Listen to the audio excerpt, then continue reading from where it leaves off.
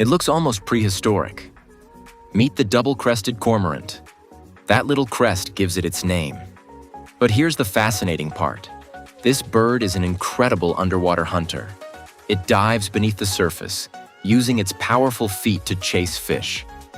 And after swimming underwater, you'll often see it standing with its wings spread wide, not to fly, but to dry its feathers.